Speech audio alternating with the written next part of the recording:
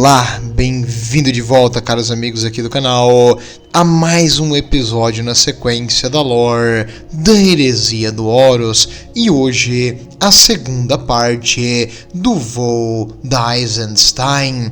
No caso, você tem que ter visto o vídeo anterior, né, do voo da Eisenstein para ver essa aqui, para as coisas fazerem sentido, mas vamos lá, vamos começar da onde paramos e vamos apresentar aqui também, porque perguntaram nos comentários do vídeo anterior sobre a arte da capa.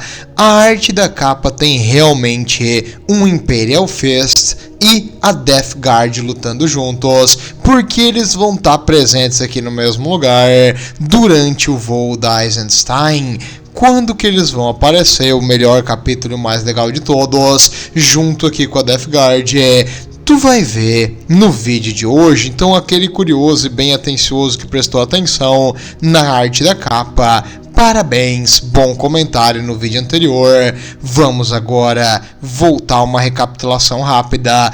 E no vídeo de antes eu não consegui, porque eu estava meio que sem tempo, falar sobre a parte de ação desse livro, que é incrível e fenomenal. Então nesse aqui eu vou voltar um pouquinho mais e falar das partes de ação e violência absurda desse livro, porque né, tu tá no 40 mil pra isso.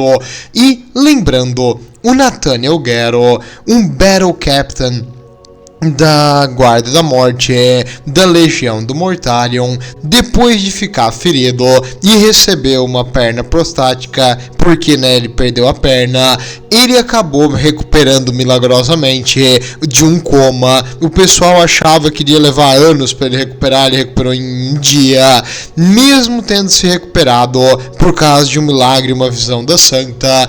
Ele não pôde comandar as tropas no chão em Estivan 3 como ele queria, e ele foi colocado para manter não, é o capitão de uma pequena banheira chamada Eisenstein, uma frigatinha leve, uma nave tipo secundária. E aqui o melhor e mais forte guerreiro da Death Guard iria ficar olhando a batalha de longe. Ele tava puto com isso, mas tinha algumas coisas esquisitas acontecendo. E, bem, graças a esse evento de ele não ter sido colocado no planeta e morrer, o Império hoje sobrevive. O quê? Sim, as ações desse homem nessa nave vão fazer uma diferença enorme no futuro da humanidade. Dizem que o menor grão de arroz pode desbalancear uma balança, e sim, realmente, isso vai acontecer hoje. Bem, o Nathaniel Guerra, então, na sua navezinha secundária, foi colocado aqui pelo Kalas Typhon. O Kalas, o segundo no comando do Mortarion, o capitão da primeira companhia, ele botou junto com Nathaniel Guerra um soldado que ele confiava, o Ignatius Grulor. O Ignatius Grulor, também um oficial, ele colocou ele aqui como segundo no comando do Nathaniel Guerra, para caso o Nathaniel Guerra não entenda o que o Mortarion quer fazer de bombardear ali o planeta, ele vai ser executado. E eu quero voltar no detalhe aqui da conversa entre os dois, porque mostra como a corrupção do caos já estava infiltrada na Death Guard, mesmo antes da heresia. Porque o Kalas aqui diz pro Ignatius o seguinte: você tem que fazer certeza que o plano de Horus funcione. As coisas têm que seguir conforme o War Master deseja. Ele não fala do Mortarion, ele não dá nem aí pro Mortarion, na verdade, porque pro Kalas, ele acha que ele sabe mais que o Mortarion. O Kalas acha que ele é melhor que o Mortarion, que ele já descobriu mais coisas do oculto do que o Mortarion, porque o Kalas recebeu conselhos e tutelagem de alguém muito amiguinho dele, o filho da mãe do Erebos, dos portadores da palavra, que criou as Warriors Lodge em várias e várias legiões. Ele aqui fez a cabeça do Callas e meio que botou pra ele alguns segredos que ele começou a ficar segurando pra si mesmo, coisas sobre o imaterial e poderes que alguns iriam considerar não naturais. E o Callas abraçou isso aí, e ele foi ficando cada vez mais numa soberba de se achar até melhor do que o seu próprio Primarca, e no caso, ele completamente desrespeitou as vontades do Mortarion e botou o Ignatius na nave, não pelo desejo do Mortarion, mas sim para garantir que o plano do Horus funcionasse. Ele tá trabalhando para uma força fora da sua legião, a lealdade dele na legião é menor do que a lealdade dele a essas Warriors Law, essa meio que organização secreta, que é o caos, né? Não sei se você já percebeu. E o Callas então já estava corrupto, e a legião da Death Guard tinha essa muita rivalidade entre os oficiais, e isso fica bem claro durante a conversa deles e durante o começo desse livro. Então eu só não defini muito bem isso aí da última vez, e acho que é importante para a história como um todo, e eu trouxe, e também para falar mal do Erebos, grandíssimo sacana. Bem, vamos continuar então. O Nathaniel Gero acabou durante a... Como é que eu vou te explicar? Quando ele descobriu sobre o plano das bombas virais, ele confrontou o Ignatius Grullor e os seus homens. No último vídeo, por ser eu tava gravando tipo altas horas da noite, eu não consegui descrever com calma. Agora eu tenho mais tempo, então vamos lá. O Nathaniel Gero recebeu a informação pelo seu Huskarl. O Huskarl é um servo, é meio que alguém que ele perdoou da morte certa, porque ele falhou para virar um soldado da Guarda da Morte. Ele era um aspirante que falhou, e aí ele perdoou ele por falhar e permitiu que ele trabalhasse para ele. Então esse Huskarl, ele não é um super soldado. Ele é um humano que estava treinando para virar um super soldado, mas falhou. E agora ele é um humano que serve o Nathaniel Gero. Esse Huskarl é extremamente metido, e ele sempre desconfiou do Ignatius. Por quê? Porque o Ignatius odeia o Nathaniel Gero, ele faz esse ódio ser bem expresso. Então ele ficou de olho nele, e quando o pessoal estava trazendo as cargas para recarregar a munição, alguém deixou cair uma caixa, e o Ignatius deu um piti. Seu idiota, imbecil, você quer matar todos nós? Cuida disso aí de um jeito melhor. Se tu tem mão de manteiga, vai lá trabalhar pros Emperor Children. Pelo amor, deixa que eu levo essa caixa. E ele ficou olhando, por que ele deu um piti por causa de uma caixa qualquer? Como assim matar todos nós? O que esse cara tá falando? E aí então o Huskarl do Nathaniel Gero foi atrás para descobrir o que estava acontecendo, o que já é um feito incrível, porque um humano se esconder de um Astarte é complicado. Ele aproveitou ali a muvuca do pessoal carregando coisa para lá e para cá, e ele conseguiu ver que dentro daquelas caixas não estavam mísseis e armas normais, mas sim bombas virais, uma arma química absurda, química não, né, biológica, na verdade, porque é um vírus que destrói a matéria a nível molecular. E ele vendo aquela arma ali que somente o Imperador e o War Master, o Horus, eram os únicos que tinham autorização para usar essas armas. O que o Ignatius Grullor estava usando isso aí? Se o Nathaniel Gero não sabe de nada que essas armas estão na nave, por que eles estão colocando elas nas armas? A não ser que eles queiram fazer um bombardeio viral? Mas por que fazer um bombardeio viral se as nossas forças já estão lá no chão? Pera aí. As nossas forças estão lá no chão, as forças escolhidas a dedo pelo Mortarion, as forças que são da Terra, as forças que foram escolhidas a dedo pelo Horus. O que está acontecendo? Eles vão matar as nossas próprias forças. Oh não! Quando ele chegou nessa conclusão, ele foi correndo para avisar o Nathaniel Gero, mas pum! Ele bateu numa armadura. Era o apotecário da nave. O apotecário também fazia parte das Warriors Lodges aqui. Ele olhou pra ele e falou: onde é que tu vai? Ele falou: eu vou falar com Nathaniel Gero, porque ele precisa saber que as armas virais estão na nave. E o apotecário falou: que arma viral? O que tu tá falando? E aí ele mostrou pra esse apotecário a arma viral, e o apotecário falou: não era pra isso aqui tá aqui, porque mesmo ele sendo parte da Warrior Lodge, por ele tá como é que eu vou dizer, nos níveis altos aqui da companhia do Nathaniel Gero, ele fazia parte do esquadrão de comando do Nathaniel Gero, e com isso, por causa da rivalidadezinha do pessoal, mesmo ele fazendo parte das Warrior Lodges, ele foi visto com desconfiança e excluído do plano, e eles não passaram para ele as informações ou tentaram convencer ele do porquê desse ataque.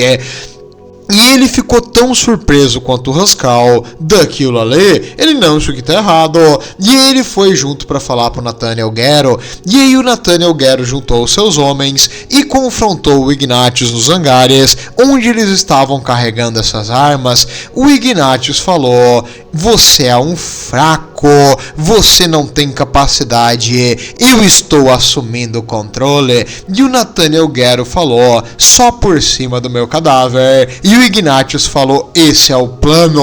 E eles começaram a se atirar um no outro ali naquele hangar, e durante esse conflito, violência extrema, acho que foi pro Nathaniel Gero, isso aqui tipo, é a primeira vez que dois Astartes estão lutando um contra o outro. A gente sabe que na história imperial isso já aconteceu em outros eventos, mas nada sem discutido publicamente, e que a Inquisição permite.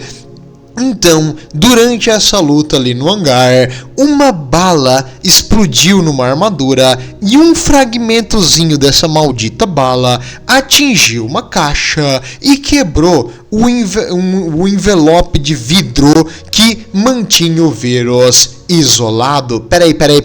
Tu tá me dizendo que eles têm um vírus que destrói matéria orgânica e eles botaram ele numa caixa de vidro?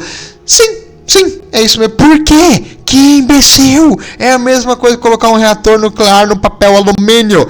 Sim, mas é para dar efeito dramático na história. E aí o vidro começou a rachar. Tem uma película interna nesse vidro que impediu o vírus de sair, mas agora ela furou, então o vírus vai sair, vai contaminar o hangar e vai matar tudo. Com esse desespero, o Nathaniel Gero ordenou a retirada. O pessoal dele começou a se retirar, já que ele estava mais perto da porta. O pessoal do Ignatius ficou preso dentro do hangar, e o Rascal do Nathaniel Gero se sacrificou para fechar e apertar o botão de emergência, puxar a alavanquinha que veda o hangar de munição. E aí aquele hangar fechou as comportas e o vírus continuou saindo lá dentro e matar os soldados um a um do Ignatius Gruller, incluindo o próprio Ignatius Gruller, porque num ambiente fechado com o vírus devorador de carne, tu não vai sobreviver.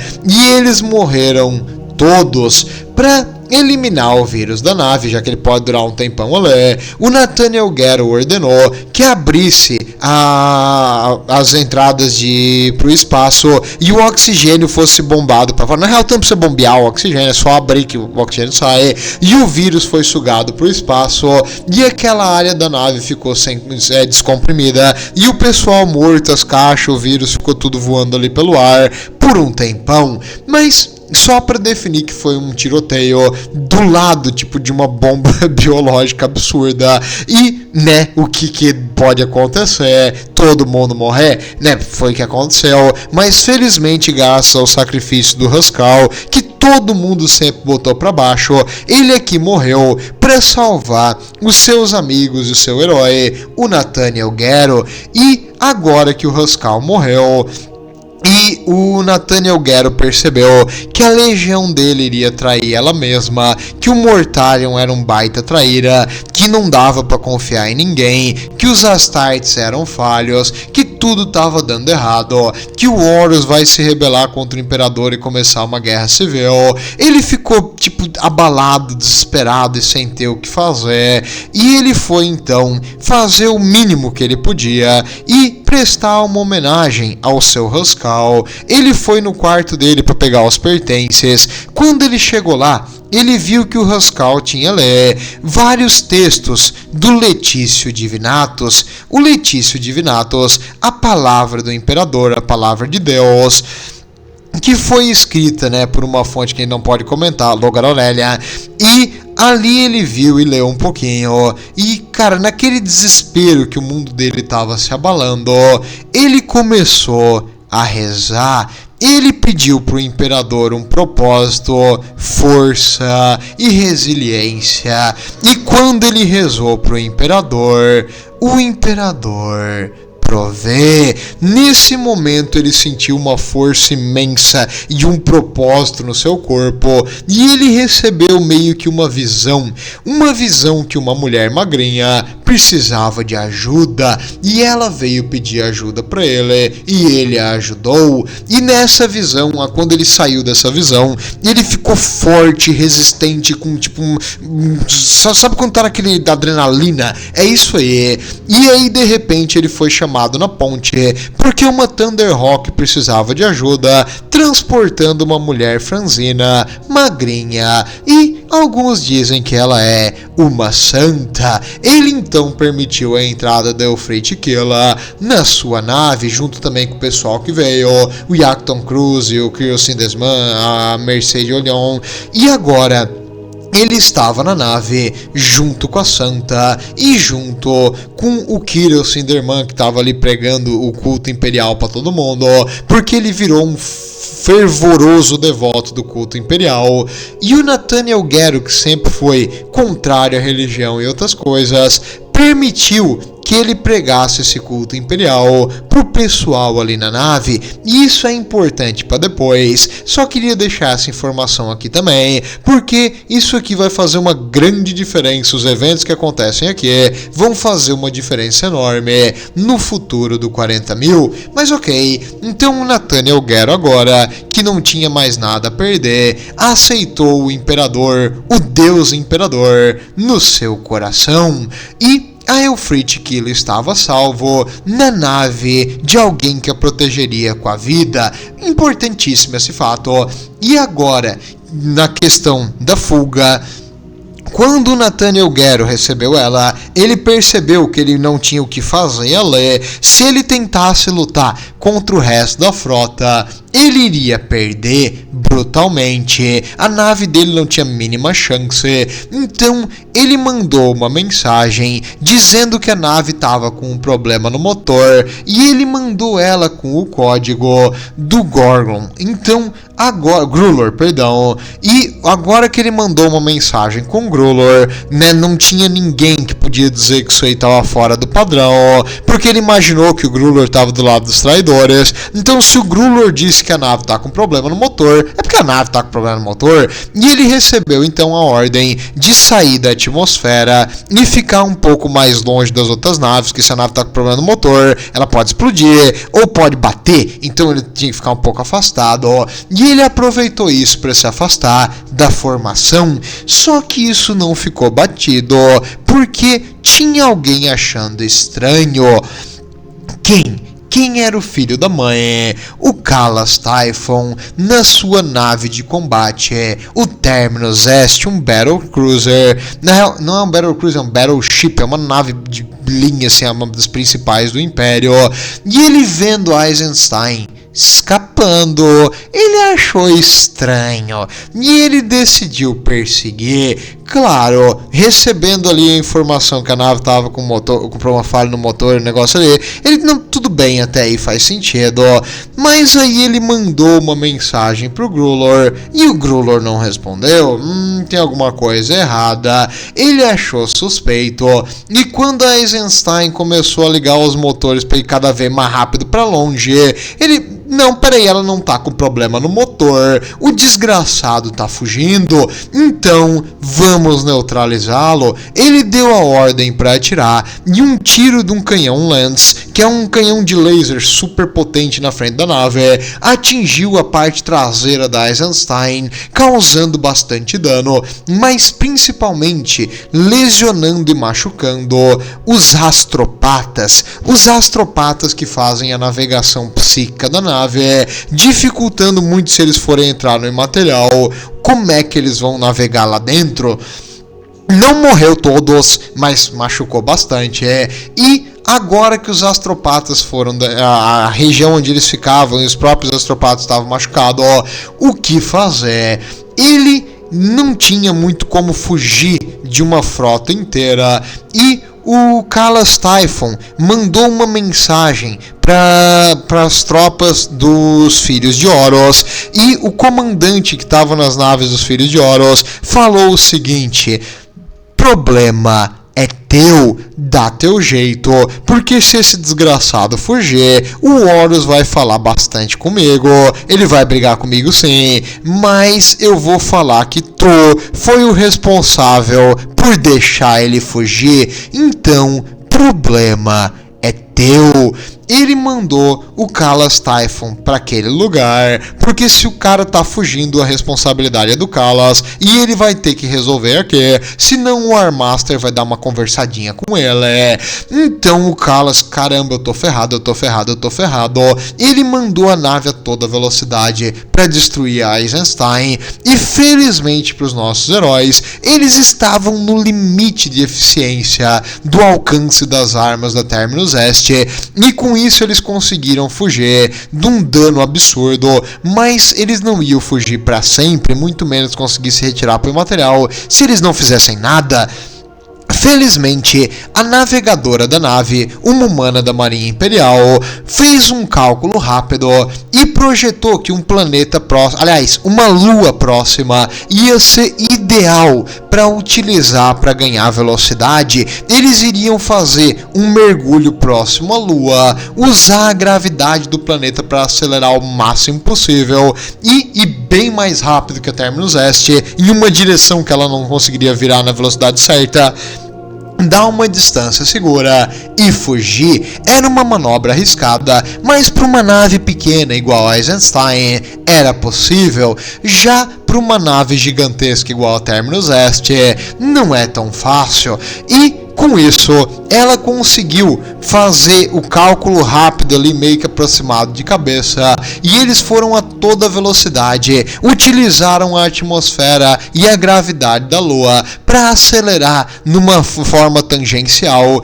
e cruzar em uma direção diferente, numa curva que a Terminus Est não conseguiria fazer. E acredite, o Calas Typhon tentou, ele se aproximou tanto da Lua que ele teve que ligar os motores com toda a força para sair da gravidade do planetoide, o que fez ele ficar a uma distância mais afastada. Mas quando ele se aproximou do planetoide, a nave dele chegou numa distância média da Eisenstein e eles conseguiram atirar de novo, causando dano, e isso também vai vir para morder a Eisenstein mais tarde. Porém, esse tiro vai ser o último que eles vão conseguir dar bem dado, e a Terminus Est, usando todo o poder dos motores para sair daquela gravidade, senão ele ia bater de cara na Lua, eles acabaram perdendo muita velocidade e botando os motores em tanto estresse. Os motores iriam precisar de reparo, a Eisenstein estava salvo e ela conseguiu fazer o pulo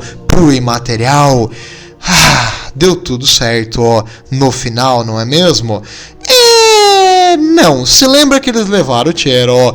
Pois é, o tiro afetou o Galar Field. O Galar Field é o que mantém o imaterial longe da nave. É tipo uma bolinha d'água que protege contra demônios que querem te devorar. E essa bolinha tava falhando. Ela funcionava, mais ou menos igual a impressora. Então, o que fazer aqui? Como eles vão viver lá dentro? Não sei. Boa sorte. E no momento que o Gallarfield falhou e a nave ficou em presença no imaterial, ela chamou a atenção de uma criatura de podridão, doença e morte. O Nurgle desviou a atenção dele dos eventos por alguns segundinhos para dar uma atenção especial para Eisenstein, e ele tocou Eisenstein com a podridão de Nurgle, a Nurgle's Rot. E aonde isso aí afetou? Onde é que tem coisas mortas nessa nave? Naquela ala de vácuo agora, onde tinha os corpos mortos daquele tiroteio da bomba viral, começou a ter movimento de novo. Olha só, Nurgle é vida, não é mesmo? E lá, o Ignatius Glulor começou a abrir o olho e andar. Junto com ele, os seus soldados voltaram e eles abriram as portas e eles começaram a invadir a nave de dentro pra fora. Peraí. Não tem tripulação aqui com armas, não tem soldados dos homens ali do Nathaniel Guerrero também armados que vão lutar? Vai ter. O problema é que toda vez que tu mata esse desgraçado, ele volta. Eles matavam aquelas criaturas de novo,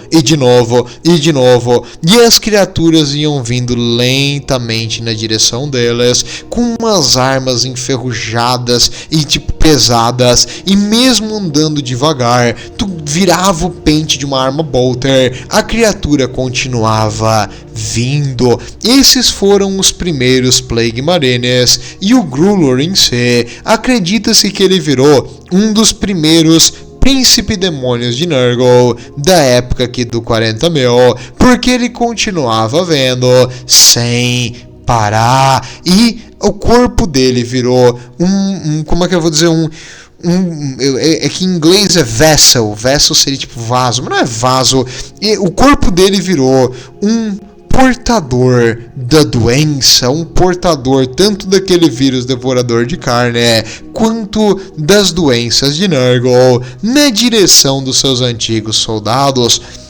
Claro, a Death Guard não é idiota, aliás, eles são bem inteligentes, então eles viram que não tinha como matar esse bicho, e eles começaram a recuar. Eles acabaram cedendo espaço dentro da nave e tentar poupar suas forças, evitar enfrentar essas coisas no mano a mano, porque tem que ser muito idiota pra tentar bater numa coisa que não morre no mano a mano.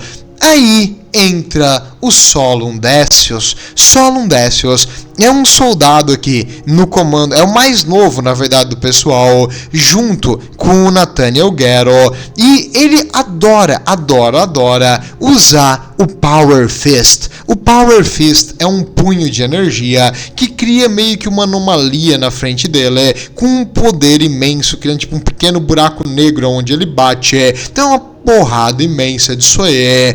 E vendo aquela criatura ser imune aos tiros, ele pensou, eu vou dar porrada. E aí entra também um pedaço da capa do livro, porque esse é o Solum Decius e o seu punho de energia, que é raro a Death Guard usar punhos de energia, mas ele gostava, era uma coisa pessoal dele. E aí ele viu aquelas criaturas, aqueles Plague Marines se aproximando com umas facas enferrujadas, e ele foi correndo e deu uma paulada e arrancou um pedaço do peito da criatura, apenas para receber uma facada na mão que bateu. Tipo, o bicho conseguiu esfaquear a mão que estava dele preso da criatura, que ele fez um buraco e a mão dele enfincou, e aí a criatura deu uma facada assim pelo lado e arranhou a sua mão em cima do punho, e a criatura puxou a faca de volta. De algum jeito, aquela faca enferrujada da criatura atravessou a bloco de armadura do punho, que atravessou toda a parte interna e conseguiu machucar ele de uma forma que estava doendo muito. O Solos Décio então recuou, né, ali ferido, e ele não conseguiu matar a criatura, e ele foi levemente machucado no punho de energia. Importante isso aí, deixa esse detalhe gravado na cabeça. Bem, vendo que não tinha o que fazer, que o Galarfield estava falhando e cada vez mais a nave estava sendo acometida por uma coisa esquisita que estava enferrujando, destruindo ela, o Nathaniel Guerra deu a ordem: foi uma má ideia ter entrado nesse lugar, vamos voltar para o espaço normal. E o pessoal falou pra ele: cara, é loucura, os astropatas estão dizendo que o imaterial tá extremamente caótico e cheio de energia. Ele falou: não importa se a gente ficar aqui, todo mundo vai morrer, vamos voltar. Então, mesmo a protesto, os astropatas já machucados e com a região ali danificada, eles fizeram o possível para abrir um local seguro para pousar. Eles gastaram a sua energia psíquica e o Nathaniel Guerra fez uma reentrada de emergência no nosso espaço normal. E essa reentrada de emergência é basicamente um avião pousar de emergência, entendeu? Tipo, não vai dar muito certo, ó.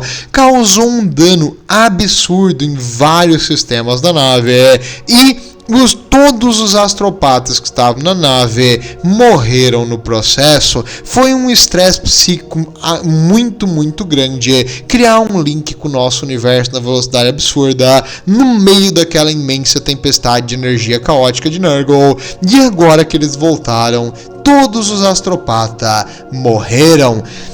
E aquelas criaturas que estavam dentro da nave, no momento que eles voltaram pro meio do nada, porque a Eisenstein aqui entrou tipo num lugar que não tem nada, as criaturas começaram a se desvincular e apodrecer e morrer, virando meio que uma poça de uma coisa nojenta. Não quero ser o cara que vai ter que limpar isso aí, mas elas começaram a morrer e desaparecer, incluindo o Grulor. Ele começou a derreter e o corpo dele sumiu naquela poça nojenta que ficou no chão, sem a energia do imaterial para mantê-las vivos. Esses Plague Marines e esse príncipe demônio de Nurgle perderam a sua energia para se sustentar na nossa realidade. É assim que o caos funciona, é assim que as criaturas do outro lado conseguem se manifestar. Aqui, sem a energia que mantinha eles vivos, porque eles estavam do outro lado, agora eles não existem mais. E com isso, vitória. O Nathaniel Guerra, o pessoal do comando, todo mundo: ei, ganhamos! Como é que tá a nave, senhor? A nave não vai a lugar nenhum. A Eisenstein estava praticamente presa no meio do universo. E eu não sei se você sabe, o universo é um lugar extremamente grande. Então eles eram tipo um grãozinho de areia no oceano. Como alguém vai achar eles agora? Como eles vão sair daí? Sem os astropatas, eles não têm mais como ir embora. Sem o motor funcionando direito, eles só vão poder navegar na velocidade subluz. E sem os sistemas de suporte de vida, a nave vai lentamente, perdendo oxigênio e calor, até o momento que todo mundo lá dentro ou vai morrer sem ar, ou vai morrer congelado no frio do vácuo espacial. E agora era uma luta contra o tempo. Eles estavam perdidos e no meio do nada, literalmente do nada. E o que fazer? No momento de total desespero, a maioria do pessoal começou a aderir àquela fé imperial e rezar, incluindo o próprio Nathaniel Guerra. Começou a participar de sermões e das missas ali, e ele começou a rezar pelo imperador e pedir proteção. E com isso, com o Nathaniel Guerra, o comandante deles, indo lá rezar, os outros super soldados que estavam meio que em cima do muro sobre crer ou não no imperador, começaram a rezar também. E aqui vem um negócio interessante, porque acredita-se que o Nathaniel Gero, ele meio que plantou a semente para que o culto imperial, o pessoal que idolatra o imperador como um deus, espalhasse nos Astarte. Então, um fato interessante, e eles iriam precisar de algo grandioso e arriscado se eles quisessem sobreviver nesse meio do nada. Eles iriam precisar ser resgatados, senão a mensagem que o Horus traiu o Império nunca chegaria ao Imperador, e talvez fosse tarde demais. Quando a traição fosse descoberta, a missão deles era de suma importância. Eles não podiam morrer aqui. E com essa ideia de que ele tem um propósito pelo Deus Imperador e que o Deus Imperador vai ajudar eles, o Nathaniel Gero decidiu fazer um plano levemente arriscado. Já que nós não temos mais astropatas e não temos mais como viajar pelo imaterial, porque o Galar Field não está funcionando, que tal se a gente sobrecarregasse o motor para entrar no imaterial e no momento que ele está em uma reação em cadeia sobrecarregado, a gente ejetasse o motor da nave e ele explodisse? O quê? Então, é assim.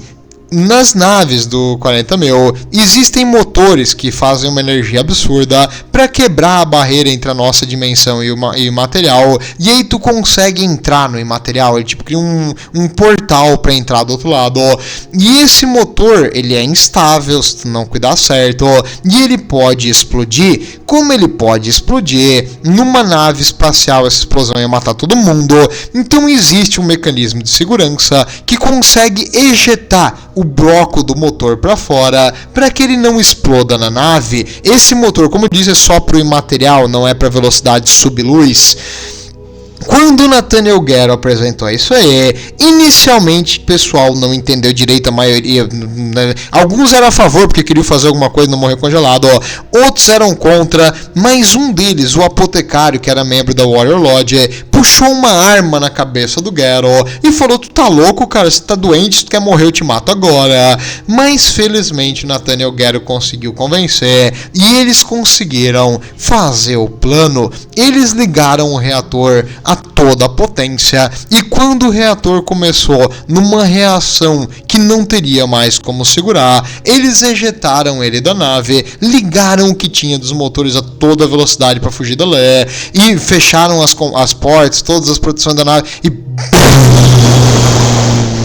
uma gigantesca explosão que se chocou contra a nave, derrubou todo mundo no chão. Foi um negócio imenso, uma explosão de proporções, cara, nucleares aqui para mais, acometeu logo do lado, centenas, alguns milhares de quilômetros da Eisenstein a toda velocidade, mas aquele negócio explodindo terminou de matar na nave, agora não ia mais para lugar nenhum. E o pessoal então manteve os sistemas vitais que ainda estavam funcionando em locais essenciais e juntaram a tripulação nos locais onde o sistema vital ainda estava funcionando, e não tinha o que fazer mais a não ser rezar. E quando tu pede pro imperador, o imperador protege. E do nada, mas do nada mesmo, começou a aparecer uma gigantesca frota que percebeu a explosão e veio pra cá. Ué, como assim? A explosão do reator do imaterial fez com que criasse uma clareira do outro lado, e os navegadores perceberam aquele negócio explodindo e eles vieram para cá para conferir o que era. Os navegadores de quem? Os navegadores da Phalanx, da Fortaleza dos Punhos Imperiais, pilotada pelo Rogaldorn aqui, e da Frota dos Punhos Imperiais que vieram junto e estavam a caminho da Terra. O que? Como assim? O Rogaldorn então explicou. É o seguinte, nós estávamos a caminho da Terra quando de repente o imaterial virou uma tempestade absurda e os navegadores não conseguiam mais se mexer e a gente ficou ilhado no imaterial por um tempo. Quando a gente viu um local para pousar, a gente veio para cá. Tá, Rogaldorn, onde é que tu tava a última vez? Eu dei tchau pro Horus e vim pra cá. O quê? O Rogaldorn ficou preso numa bolha temporal do outro lado, porque as forças caóticas tentaram segurar a legião dele o máximo possível, e graças a essa explosão aqui, o Imaterial sentiu e eles conseguiram sair de lá. E agora o Rogaldorn estava em um ambiente fora do alcance das forças do Imaterial, onde eles não poderiam de novo bloquear a passagem dele, e aqui ele viu uma nave da Death Guard no meio do motherfucking nada. E ele, o que vocês estão fazendo aqui? Por que eu tô dando desculpa por que eu tô aqui? O que vocês estão fazendo aqui? O Mortarion tava numa missão esse tempo atrás, o que vocês fazem aqui? E aí ele percebeu pelos relatos de fora da nave que a nave tinha sido atingida por trás por armas imperiais. Essa nave estava fugindo de outra nave imperial. No meio do nada, dano de batalha significativo pelas costas. Eles são desertores, eles fugiram da sua legião em covardia. Deve ser isso que tá acontecendo. Claro, o Rogaldorn jamais iria pensar que era outra coisa, porque ele viu aquilo ali e ele achou que esse pessoal aqui eram traíras que fugiram para salvar a própria pele e não queriam lutar pelo Império. Ai, tadinho do Rogaldorn. Por que ele pensou isso? Porque ele viu ali o dano na nave, e porque a alternativa a isso era muito difícil de engolir. Como assim? O Nathaniel Gero e o Icton Cruz dos Luna Wolves, porque eu não vou dizer que ele é um filho de Horus, porque ele é um Luna Wolf, porque o filho de Horus é os traidores agora. Eles tentaram explicar pro nosso Rogaldorn o que estava acontecendo. Caro Rogaldorn, é o seguinte, é difícil a gente falar isso, mas o Horus traiu o Imperador, o Mortarion, o Angron e o Fulgrim também, e eles mataram partes da própria legião com armas virais, e a gente conseguiu escapar e tentar mandar o aviso para as forças leais ao Imperador. O Rogaldorn falou: cala a boca, agora, não fala merda. O Icton Cruz falou: é verdade, meu senhor, eu lamento informar, mas o Horus traiu o Imperador. Aí o Rogaldorn começou a mudar de cor. Não é muito falado, mas o Rogaldorn muda de cor quando ele tá puto. E ele começou a mudar de cor, e ele puxou a mão e deu uma porrada nesses dois desgraçados e falou: falem a verdade, eu deveria entregar vocês para suas legiões para ser executados com covardia. Meus irmãos jamais trairiam o Império. E eles falaram: senhor, é verdade, não me traz nenhuma alegria fazer essa mensagem pro senhor. Você pode me matar se quiser, a minha vida não importa, mas você deve avisar as forças imperiais da traição. E eles então se ajoelharam e o Rogaldorn começou a bater. Pum, pum, pum. Diga que está mentindo. Eles disseram: você pode me matar, senhor, é a verdade. E aí o Rogaldorn tava batendo, porque, cara, o Rogaldorn não conseguia aceitar que aquilo ali era a verdade. Ele falou: nossa vida não importa, senhor, a gente não é um desertor, ele não tá fugindo para sobreviver, ele tá fugindo para avisar o Império do que tá acontecendo. E o Rogaldorn não aceitava de jeito nenhum. Chegava a dar pra ouvir a raiva do Rogaldorn por aí, que cara. Mas mesmo assim, por algum motivo, né, a Eufritikila Ex Machina, de algum jeito, ela conseguiu entrar ali no interrogatório, provavelmente na ala do Rogaldorn. Como é que ela conseguiu convencer os guardas a entrar ali? Não sei. Não, a história precisa que ela esteja quieta, não pergunte. A Eufritikila então conversa com o Rogaldorn e fala: menino Dorn, para com isso. Te falei que não é pra tratar os amiguinhos assim. Aí o Rogaldorn: mas eles estão falando mal do Horus. Para, Rogaldorn. Rogaldorn, o que acontece quando a gente tá nervoso? O que tu faz? Rogaldorn, tem que contar até 10. Isso, conta até 10, Rogaldorn. 1, 2, 3, 4, 5, 6, 7, 8, 9, 10. Não, Rogaldorn, devagar. 1, 2, 3, 4, 5, 6, 7, 8, 9, 10. Isso, bom menino, Rogaldorn. Ó, tá aqui a tua bolinha de estresse, aperta a bolinha de tic, tic, tic, tic, tic.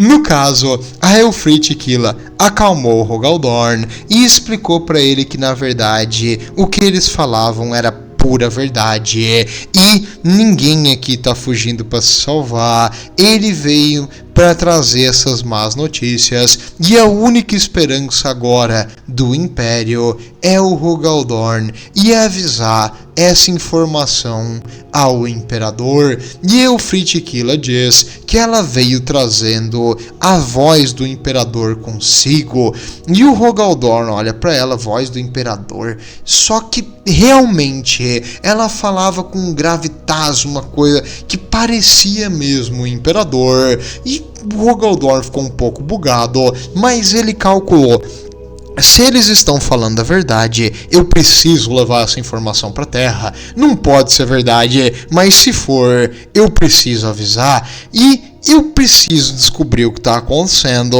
por mim mesmo. Eu não posso acreditar em um capitão aleatório de 2 legiões aqui. Eu preciso saber por mim, por alguém que eu confio, alguém inteligente e que nunca faria uma cagada.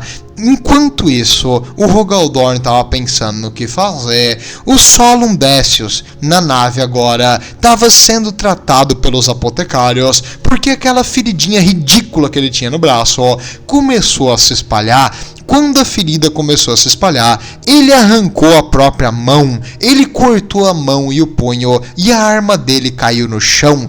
A arma dele, detalhe, ela é um artefato raríssimo e ela ainda funciona, mesmo 10 mil anos depois, aquele punho de energia ainda funciona e é uma arma absurdamente devastadora, mas ela é infestada pelo poder caótico de Nurgle. Só pra te saber, ela ainda existe. E ele cortou a mão dele com a arma de energia para tentar parar que aquele negócio se espalhasse. Não funcionou. Os apotecários tentaram todos os tipos de tratamento, mas nenhum funcionou, porque ele estava infectado pela Nurgle's Rot, o apodrecimento de Nurgle. E esse Nurgle's Rot não são bactérias, vírus ou qualquer coisa, são demônios microscópicos que estão matando o teu corpo de dentro para fora, causando uma doença, uma dor absurda. E o Solum Decius estava sofrendo a pior dor que ele já sentiu na vida. Um Astarte era para ser incrivelmente resistente à dor, mas ele estava aqui convulsionando, babando, espumando, tipo de dor, e febre tipo altíssima, que não era nem para ele ter febre, é um Astarte caçamba, mas ele estava tendo febre, o corpo dele estava cheio de pus, ele estava ficando mais e mais mal, e ele ficou colocado em isolamento, mas nada do que dava para fazer tratava esse cara. Vamos deixar isso aí por enquanto, porque nenhum tipo de medicação conseguiu resolver. Beleza, enquanto isso, o Rogaldorn finalmente teve um plano, já que eu preciso de alguém inteligente e confiável. Sigismundo! E aí vem o Sigismundo, fala meu rei. E o Rogaldorn falou: Sigismundo, você é um cara são, não é mesmo? Sim, Sigismundo, você é alguém que eu posso confiar e que não faria cagada nunca, né? E Sigismundo falou que sim, sempre certo, jamais faria uma coisa errada. E ele falou: Sigismundo, eu posso confiar a você pra ser um homem de razão que não vai agir por pura emoção, misticismo, né, Sigismundo? Sigismundo falou: Então, Sigismundo, você vai pegar boa parte da nossa legião e você vai lá para esse negócio de Estivan e vai descobrir o que está acontecendo. E se o meu irmão realmente traiu o Imperador, você vai dizer para ele que o Rogaldorn vai matar ele, tá bom? E o Sigismundo falou: sim, senhor. E o Sigismundo pegou parte da legião e foi. E o Rogaldorn, 2 companhias e a Falanques iriam voltar para a Terra para mandar o aviso do que estava acontecendo. A história do Sigismundo é contada no livro mais pra frente, mas apenas saiba que ele vai ser mandado para ajudar as forças em Estivan se o Horus realmente traiu e para esclarecer a situação. Enquanto isso, na Terra Sagrada, nessa época conhecida apenas como Terra, a Phalanx chegou numa viagem tipo pelo imaterial e eles mandaram uma mensagem pro Malcador. O Malcador, o Seed Light, que tava aqui, né, sendo regente do Império, porque o Imperador tá num plano no Trono Dourado, e o Rogaldor falou pra ele: Malcador, eu preciso falar com o papai. O Malcador falou: ele não pode, ele tá trabalhando lá no porão. E aí o Rogaldor falou: então, falo pra você mesmo, depois tu dá o recado. O Horus nos traiu. Parece que o Fulgrim, o Angron e o Mortarion estão com ele.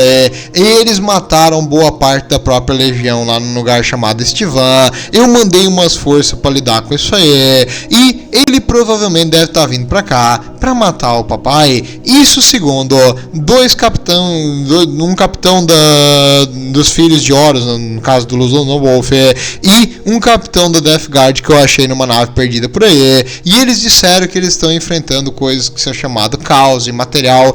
E a propósito, tem uma mulher que diz que fala pelo Imperador e parece que ela fala mesmo. E eles estão começando um novo culto. Beleza? Tchau, Malcador. E o Malcador tá tipo, o quê? Que porra ele tá falando? Mas tudo bem. Depois de achar que o Rogaldor não tomou o remédio dele hoje, ele iria tentar resolver o problema de algum jeito. O Malcador, nesse livro também, começa meio que o princípio, o início da Inquisição. Ele junta alguns agentes para agir por ele, já que ele não pode sair para tudo quanto é lado. Então ele vai fazer alguns agentes para trabalhar indiretamente por ele. E aqui começa o princípio da Inquisição também.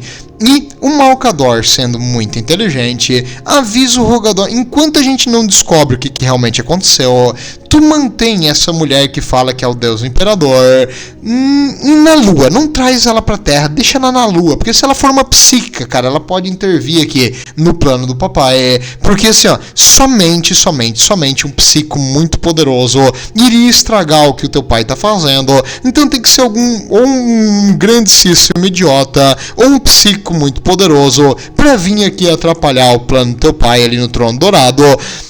Então Rogaldorn leva ela pra Lua, onde nós temos as maiores proteção anti-psíquica, porque pra ele, a explicação é que ela é psíquica e ela fazia um tipo de lavagem cerebral nas pessoas, e esse poder psíquico da Euphrates Killa tava mudando a percepção das pessoas da realidade. Então ele mandou esses caras pra Lua, e na Lua era o lar das Irmãs do Silêncio, a sua fortaleza, e na fortaleza delas também servia como um hotel, uma estrela, uma cadeia horrível e uma cadeia subterrânea. Então eles deixaram o pessoal lá na cadeia, e enquanto isso as Irmãs do Silêncio, sendo a antítese dos psíquicos, se essa Euphrates Killa fosse uma psíquica, tudo que ela tentasse fazer ia ser impossibilitado aqui, e o Malcador não ia permitir que ela chegasse próxima da Terra para afetar o plano do Imperador. Além de que, se esses Astartes aqui fossem traidores, eles também não iam poder fazer nenhum mal pro Imperador. Não ia trazer eles pro Imperador se um deles fosse um assassino, cara. O Malcador não sabe. Então o Malcador sempre pensa o pior, o Rogaldor é inocente. E aí eles deixaram o pessoal preso na Lua. E ali na Lua, o que aconteceu? O Solon Decius estava cada vez pior, não tinha o que fazer, e a dor e a agonia estavam afetando ele demais. E mesmo nesse lugar, cercado de barreiras psíquicas, ele recebeu uma vozinha: tu não precisa sofrer, meu caro Solon. Pra quê? Eu tô aqui para te ajudar. Eu sou um espírito benigno do imaterial que quer te ajudar, cara, a sair dessa. O Imperador te abandonou, Mortarion te abandonou, todos os teus amigos te abandonaram, eles te deixaram pra morrer aqui sozinho, ó. Tu não precisa disso, tu não precisa deles, tu não precisa dessas invejosinhas. Vem cá, deixa eu te ajudar, Solon. Eu posso te curar disso aí, só precisa me aceitar. E o Solon falou sim, qualquer coisa pra parar com essa dor. E no momento que o Solon aceitou essa criatura no seu coraçãozinho, ele começou a se transformar. O braço que ele cortou começou a regenerar e criar uma garra absurda, o seu rosto começou a estourar e proeminências como se fosse uma cara assim de quelícera de um inseto começaram a sair de onde era sua boca, e os olhos vários começaram a se abrir e estourar o seu rosto, e ele apareceu com um monte de olho assim na cara, uma boca que parecia ser de inseto e uma garra absurda onde antes era o seu braço, e ele estourou a porta de metal que ele estava preso, e ele começou a matar todo mundo que tinha no caminho, Irmãs do Silêncio, outros soldados, Death Guard, qualquer coisa que estava na frente, ele começou a arrebentar em 1000 pedaços, e aquela comoção e aquela barulheira atraíram a atenção do Nathaniel Guerrero, que também estava na prisão. O Nathaniel Guerrero então se armou e foi enfrentar seja lá o que estava acontecendo, e ele viu aquela criatura que antes era o seu amigo se transformar naquele monstro. Não importa o que ele era, ele iria matá-lo. Então ele deu um roundhouse kick nessa criatura absurda demoníaca que é chamada The Lord of Flies. Por que é The Lord of Flies? Que tem um monte de mosca que fica circulando ele. E também porque tem um livro em inglês chamado, acho que é The Lord of the Flies, que é tipo o Senhor das Moscas, que é um livro horrível, que é meio que uma ficha de leitura obrigatória para as universidades na Inglaterra, nos Estados Unidos. Então, tipo, é um livro muito chato, que fala tipo sobre um experimento social, que um monte de garotos tentou tipo governar o outro. É bem idiota. Independente. Agora, ele pegou e deu um chute na criatura. A criatura quebrou uma parte de vidro e saiu para a superfície da Lua. Na superfície da Lua não tem atmosfera, mas a criatura não precisa respirar. Então, o Nathaniel Guerrero pulou atrás dela e, espada na mão, ele enfrentou a criatura. Foi uma luta feroz, mais rápida, e o Nathaniel Guerrero provou por que ele é considerado o Battle Captain e o melhor da sua legião. Mesmo essa criatura recém-ascendida, uma espécie de príncipe demônio de Nurgle, não conseguiu derrotar o Nathaniel Guerrero. Com a sua fé e nova devoção, deu a força a ele para matar esse monstro. Ele então, com a sua imensa habilidade em combate e com essa fé inabalável, ele derrotou a criatura, e agora o perigo tinha acabado. Por enquanto, o apotecário, que antes era das Warriors Lodge e que viu essa criatura se mudar, ele não viu ele se transformar nisso, ele viu ele depois, mas ele decidiu dedicar a vida dele inteira. Ele se arrependeu de fazer parte das Warrior Lodge, ele se arrependeu dos ensinamentos do Erebus, dessas coisas, e ele quis dedicar toda a sua vida a achar uma cura definitiva para esse Nurgle's Rot, e ele vai seguir uma campanha pessoal para tentar curar essa doença de Nurgle, para que nunca mais afete alguém desse jeito, porque ele viu um de seus amigos virar um monstro. Mas beleza, só achei legal porque tipo é o contrário do Fabius Bile que acontece aqui. Que o Fabius Bile ficou cada vez mais caótico, esse cara ficou cada vez mais do bem. Então, só um detalhe que uma história de redenção. E agora o Nathaniel Guerrero provou a sua eficiência e sua lealdade, e vamos ver se talvez ele chame a atenção de alguém em um lugar alto que precisa de agentes para trabalhar por aí no universo, num momento onde o Império, o destino do Império está na corda bamba. E no caso, o vídeo de hoje termina por aqui. Espero que vocês estão gostando, mas o vídeo de hoje é mais de ação, violência e guerra, e o meu pequeno Rogaldorn acordou e tá chorando lá, eu escutei, então eu tive que dar uma aceleradinha no final. Por isso, meus amigos, vejo vocês na próxima, e o próximo livro vai ser sobre Fulgrim, então é um livro um pouquinho mais tranquilo. Vejo vocês lá, lembrem-se de ver os tutoriais de maquiagem para quando ter o Fulgrim, vocês estarem fabulosos, e o Imperador protege.